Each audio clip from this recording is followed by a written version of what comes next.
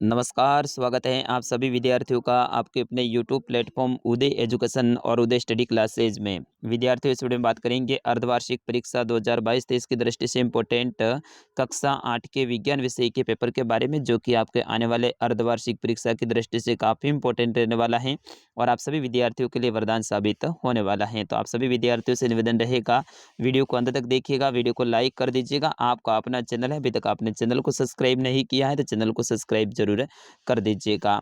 सबसे पहले यहाँ पे निर्देश दे रखा है कि प्रश्न संख्या 1 से 20 तक 1 अंक का रहेगा।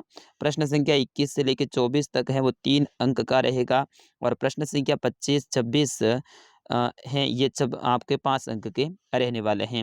विद्यार्थियों, एक बार आप वीडियो को लाइक कर दीजिएगा और पेपर देखने के लिए आप हमारी वेबसाइट पे भी जा सकते हैं। वेबसाइट है udaystudy.com। उसके बारे में मैं आगे और आपको विस्तार से बताऊंगा कि कैसे आपको डाउनलोड करना है। सबसे पहले देखिए पहला प्रश्न, विभिन्न अंतराल में खेत को जल देना कहलाता है। तो विद्यार्थी, विभिन्न अंतराल पर जो आपके खेत में जल देते हैं उसे सिंचाई कहते हैं। तो पहले में आपका सही उत्तर हो जाएगा ऑप्शन नंबर अ। प्रश्न संख्या 2, निम्न में से कौन सी रबी की फसल नहीं है? तो यहाँ पे रबी की फसल नहीं है, वो है मक्का, ठीक है ना। तो ऑप्शन नंबर द रहेगा इसका सही उत्तर। प्रश्न संख्या 3, फसल को उगाने से पहले प्रथम चरण क्या है? तो फसल को उगाने से पहले प्रथम चरण अपना हो जाएगा मिट्टी तैयार करना, ठीक है ना।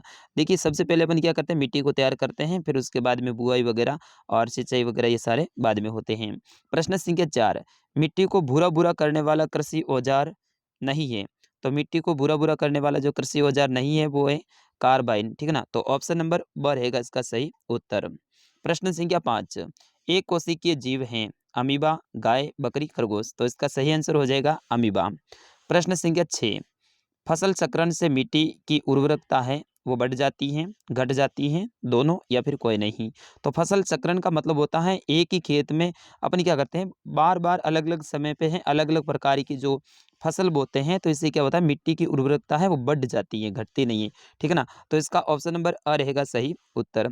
अगला प्रश्न है कि खरपतवार का उदाहरण है मसूर, जूट, घास या फिर गेहूं। तो मसूर तो एक फसल है, जूट भी फसल है और गेहूं भी फसल है।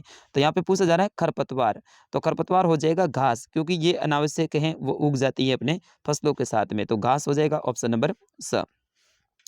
अगला है सौपोषी का उदाहरण है गाय, बकरी, मनुष्य या फिर आम का पौधा। तो सौपोषी का उदाहरण है वो आम का पौधा है। ऑप्शन नंबर द रहेगा इसका सही उत्तर।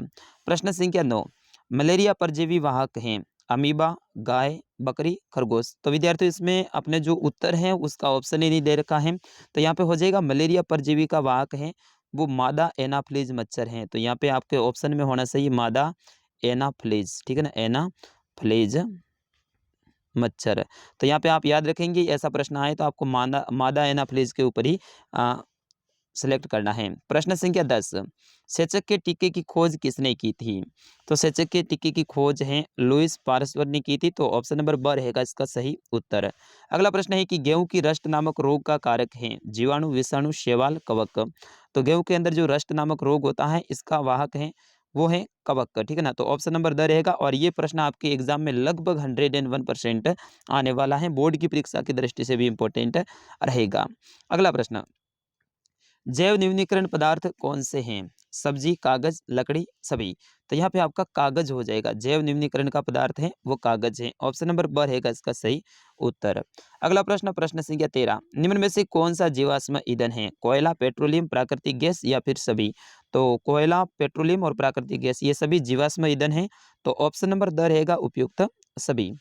चलिए, अगला प्रश्न है 14, क्षतिग्रस्त बीज जल की सतह पर खाली जगह लगेंगे। तो क्षतिग्रस्त जो बीज होते हैं यानी खराब बीज होते हैं वो जल की सतह पर तैरने लगेंगे। तो यहाँ पे हो जाएगा तैरने, ठीक है ना, तैरने। दूसरा देखिए, सूक्ष्म जीवों को खाली जगह की सहायता से देखा जा सकता है। तो सूक्ष्म जीवों को सूक्ष्मदर्शी की सहायता से, यहाँ पे आप लिखोगे सूक्ष्म दर्शी, ठीक है ना। तो सूक्ष्मदर्शी की सहायता से देखा जा सकता है। प्रश्न संख्या 16, हेजा खाली जगह के द्वारा होता है।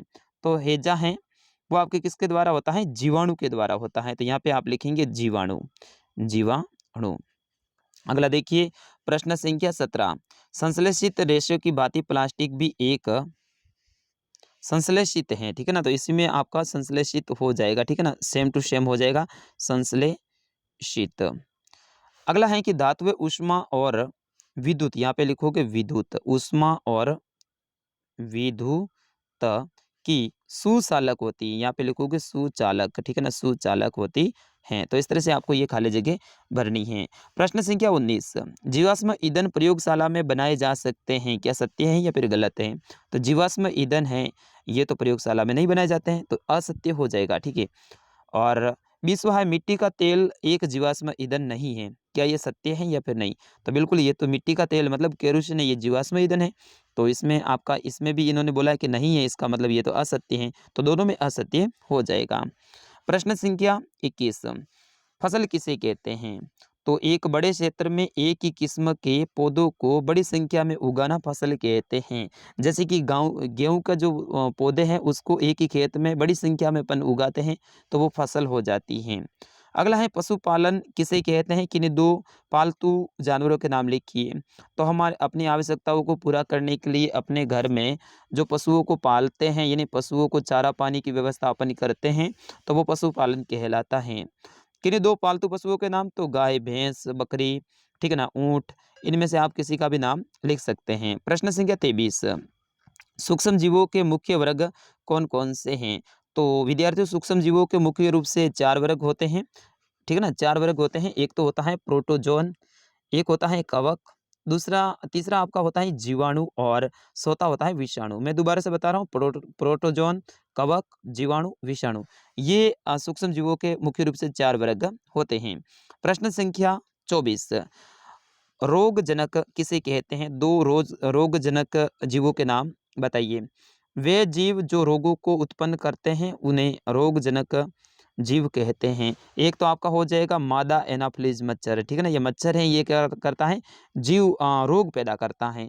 और दूसरा आप बता सकते हैं घरेलू मक्खी, तो घरेलू मक्खी है वो भी रोग पैदा करती है। इस तरह से आप 2 जीवों के नाम बता सकते हैं। प्रश्न संख्या 25, ये आपका बड़ा है और 5 नंबर का प्रश्न है, पहले भी अपन ने निर्देश में पढ़ा था। उर्वरक एवं खाद में अंतर स्पष्ट कीजिए। तो उर्वरक है वो फैक्ट्रियों में बनाए जाते हैं, जबकि खाद हैं अपने खेतों में या फिर घरों में बनाए जाते हैं, ठीक है ना।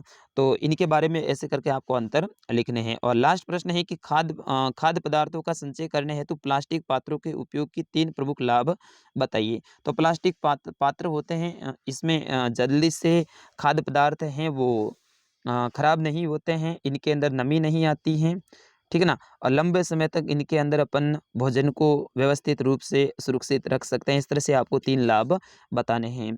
तो विद्यार्थियों ये था कक्षा 8 का विज्ञान विषय का पेपर। मैं आशा करता हूँ आप सभी विद्यार्थियों को पसंद आया होगा। आप सभी विद्यार्थी इस वीडियो को ज़्यादा से ज़्यादा शेयर करेंगे और कक्षा 8 से संबंधित किसी भी विषय का पेपर डाउनलोड करने के लिए आप हमारी वेबसाइट पे अभी जाइए। वेबसाइट की लिंक है वो वीडियो के डिस्क्रिप्शन में दे रखी है। अगर आप गूगल में जाके डायरेक्ट भी सर्च करेंगे उदय स्टडी एक मिनट, ओके, आपको गूगल में जाके सर्च करना है UDAYSTUDY उदय स्टडी, फिर उसके बाद में डॉट यानी छोटा सा बिंदु, फिर उसके बाद में कॉम, ठीक है ना। ऐसे सर्च करेंगे तो वहाँ पे राजस्थान जीके और लेटेस्ट पोस्ट का एक ऑप्शन मिलेगा, उसके ऊपर आपको क्लिक करना है। और जैसे ही उसके ऊपर आप क्लिक करेंगे तो कक्षा 8 की सारे विषय की PDF वहाँ पे आ जाएगी। डाउनलोड के ऊपर क्लिक करना है और जैसे डाउनलोड के ऊपर आप क्लिक करेंगे तो ये पेपर आपके फ़ोन में सेव हो जाएगा। तो फटाफट जाइए आप गूगल में हमारी वेबसाइट पे। मिलते हैं अगले वीडियो में, तब तक के लिए नमस्कार, जय हिंद।